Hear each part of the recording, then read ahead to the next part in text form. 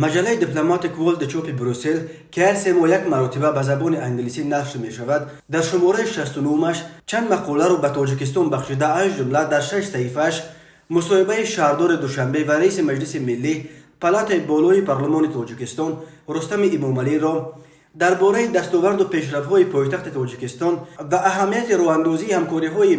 بین پارلمانی به تب رسانیده است. همچنین در این شماره مجله دیپلماتیک ورلد مقاله کمال‌الدین مومنزاد، معاون رئیس کمیته رشد سیاحی تاجیکستان، پیرامون امکانات‌های رشد استوار رشته سیاحی در کشور و چند مطلب درباره تشبس‌های تاجیکستان بخشیده به 10 ساله آب نشر شدند. رستم امامعلی پسر کلانی پرزیدنت تاجیکستان که 19 دکبر سال جاری به سن 35 میرسد، از ماه ینور سال 2017 اینک قریب 6 سال باز رئیس شهر دوشنبه پایتخت و بزرگترین شهر این جمهوری است. همزمان از ماه اپریل سال 2020 او رئیس مجلس ملی پالات بالای پارلمان تاجیکستان نیز هست و طبق قانون اساسی با کسب این مقام بعد پدرش رهبر دوم جمهوری دانسته می شود. رستم امامعلی را وارث احتمالی کرسی پرزیدنتی پدرش می شمارند، ولی نقشه انتقال قدرت از پدر به پسر در تاجیکستان که زمینه قانونیش هنوز سال 2016 با پایین آوردن سن حد اقل نامزدی به پرزیدنتی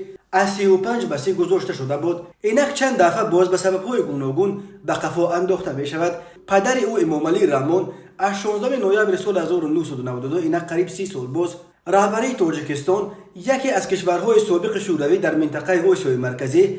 با 10 میلیون اهالی را در دست دارد. امامعلی رحمان 5 اکتبر سال جاری به سن 70 رسید.